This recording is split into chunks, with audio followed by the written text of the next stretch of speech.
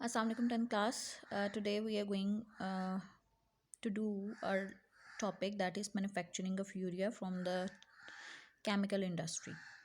Okay, first of all, urea, that is a nitrogenous fertilizer. ठीक है, it consists of 46.6% nitrogen. If you remember, तो plant को अपनी growth के लिए 3 चीज़ें चाहिए: नाइट्रोजन, फॉस्फोरस एंड पोटेशियम. ठीक है, तो सबसे ज़्यादा जो अमाउंट में चाहिए वो क्या चाहिए? नाइट्रोजन चाहिए. तो यूरिया क्या है? That is a white crystalline compound that is highly soluble in water.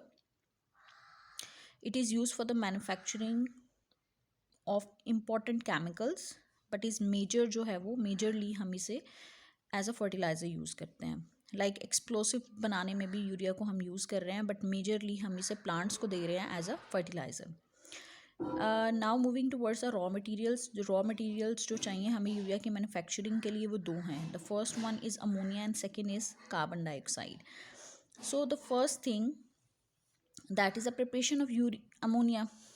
Urea की प्रिपरेशन करने से पहले हमें क्या चाहिए? अमोनिया प्रोड्यूस करना है.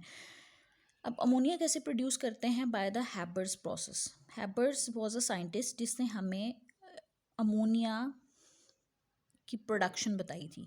प्रोडक्शन कैसे है? If you recall the composition of the air, तो एयर में नाइट्रोजन गैस भी प्रेजेंट है, that is 79%.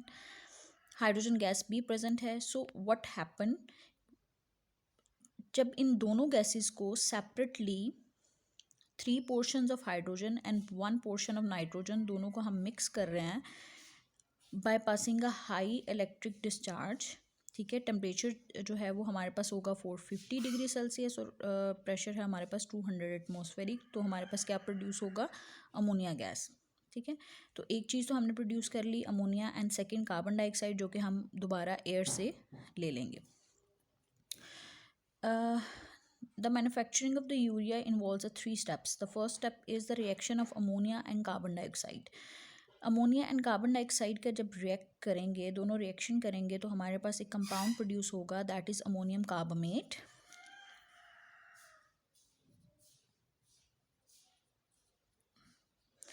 You have to learn its formula because it's a short question as well.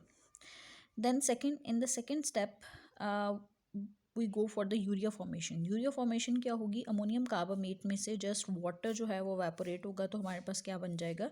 Urea. The formula of urea is NH2 और उसके centre में क्या आता है? Carbon monoxide. थर्ड स्टेप में हमारे पास क्या है? That is a granulation of urea. Urea की ग्रेनुलेशन क्या है? यहाँ पे जो यूरिया फॉर्मेशन होती है, बिकॉज इसमें वाटर है तो वो लिक्विड फॉर्म में होती है. सो इस चीज़ के लिए हमें उसे क्या, अगर यूरिया हम मार्केट से परचेज करते हैं तो ग्रेन्यूल्स की फॉर्म में होता है, जो कि हम पौधों को दे रहे हैं.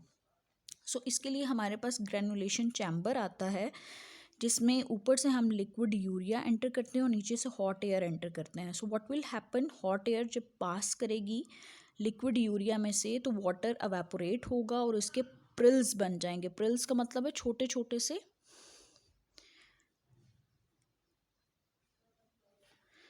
This is called प्रिलिंग.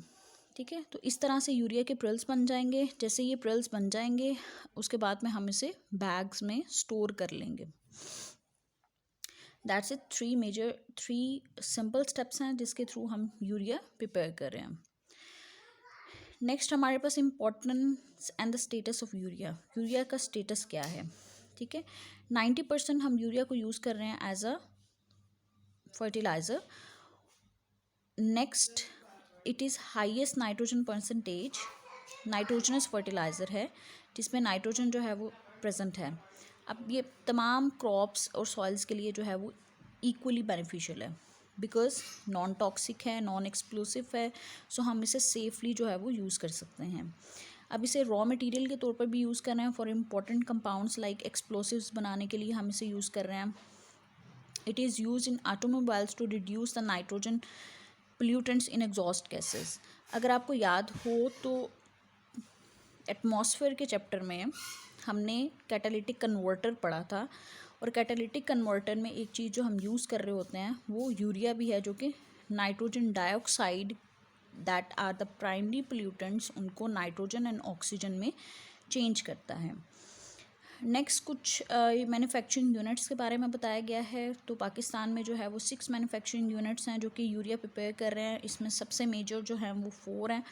The first one is a Fauji fertiliser company है, Engro chemicals, Fauji fertilisers, Bin Qasim and Dawood, Hercules company. So इसमें 59% कौन जो है वो स्टेक होल्डर कौन है, फौजी फर्टिलाइजर्स जो हैं वो सबसे ज़्यादा यूरिया जो है वो प्रिपेयर कर रहे हैं।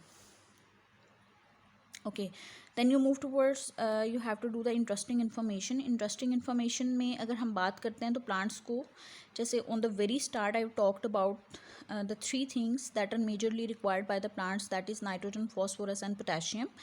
Even though nitrogen is present in atmosphere in the 78%, but plant उसे directly use नहीं कर सकते। रीज़न क्या थी कि प्लांट में कोई ऐसी चीज़ प्रेजेंट नहीं है जो कि डायरेक्टली एटमॉस्फेरिक नाइट्रोजन को फिक्स कर सकें। सो इसीलिए हमने बायो में नाइट्रोजन साइकिल पढ़ा है, ठीक है, पढ़ा था हमने, जिसमें बैक्टीरिया ही काम कर रहे होते हैं, ठीक है। सो therefore the fertilizer are used to provide these essential elements to the soil and ultimately to the plants. So that's all for today for this lecture, and hope you are clear. If you are not clear, you can ask me. Thank you, class.